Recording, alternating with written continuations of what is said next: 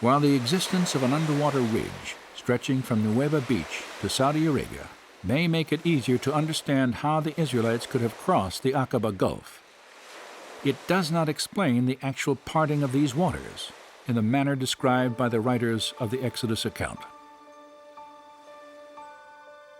My understanding at Nuweiba is that if the water was removed so they could cross there, it is nothing that we could explain from a scientific point of view, period. Well, if you look at the Red Sea crossing as it's described in the Bible, what you clearly see there is this situation where a wind has come up and has dried out the land for them to cross. But then there's this element where the waters have formed a wall to the left and the right of the Israelites as they pass through. And they say that 2 or 3 times, so it's quite clear in their memory that the waters were like a wall. And there's just no naturalistic explanation for something like that.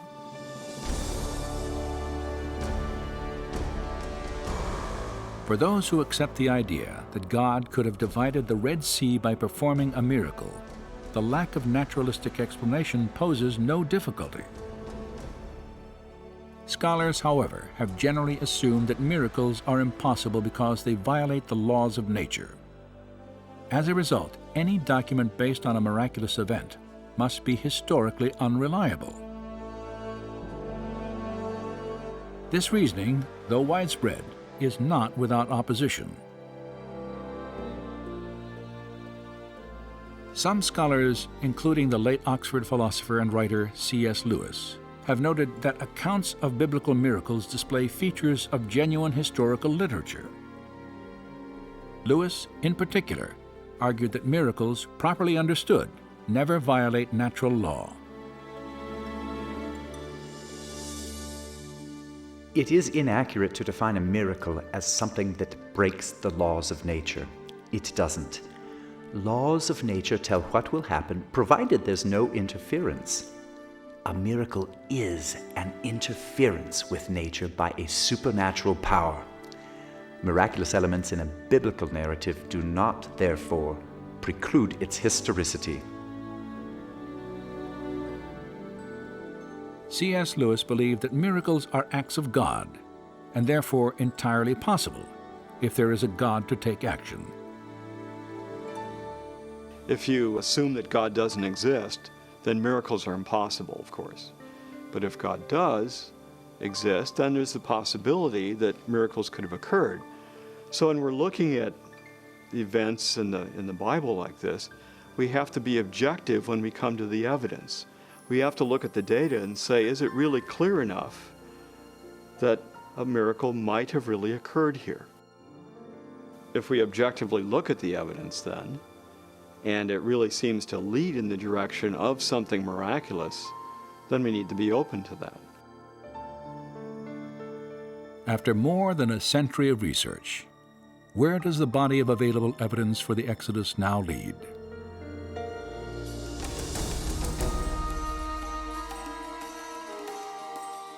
Many archaeologists have attempted to trace the path of Israel's journey to Mount Sinai. The routes they have most frequently proposed have yielded little or nothing in the way of actual confirmation.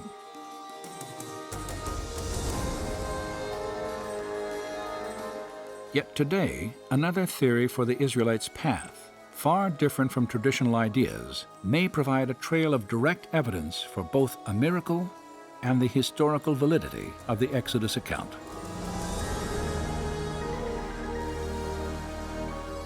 Beginning in northeastern Egypt, Egyptian records and archaeological excavations document the presence of a Hebrew slave population several centuries prior to the probable time of the Exodus. Evidence also shows that the Hebrews later appeared in Canaan, the promised land, after centuries of bondage. Historical documents and possibly archaeological evidence locate the Mountain of God in northwest Arabia, the site of biblical Midian.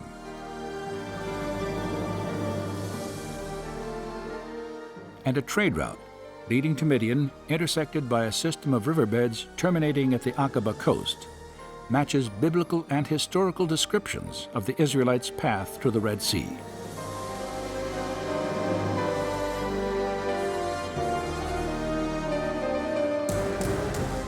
There, in the waters off Nueva Beach, structures resembling 18th dynasty chariot wheels lie embedded in coral on an elevated ridge that connects the Sinai and Arabian peninsulas. So then you have a lot of things that you can put together to build a picture, like a puzzle.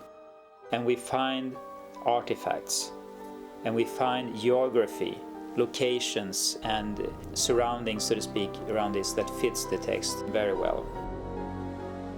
Well, a good scientific theory explains a lot of evidence very simply and coherently. And there's a pattern that's coming out of this evidence that really suggests that the biblical record has a lot more historical content to it than what scholars have been willing to grant in the past. So the question no longer is, why don't we find any evidence for the Exodus?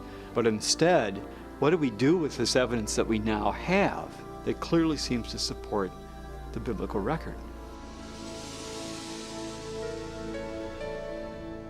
The scriptures tell us that nearly 3,500 years ago, God parted the waters of the Red Sea and led the Israelites to freedom. Did it happen here? Did it happen at all? Is the biblical description factually accurate? As with any historical investigation, we may never know with absolute certainty, and so perhaps belief in the Exodus will always require a measure of faith.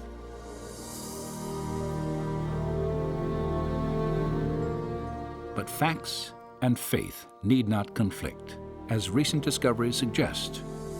For history and archaeology have now uncovered compelling reasons to reconsider the extraordinary claims of the Exodus story.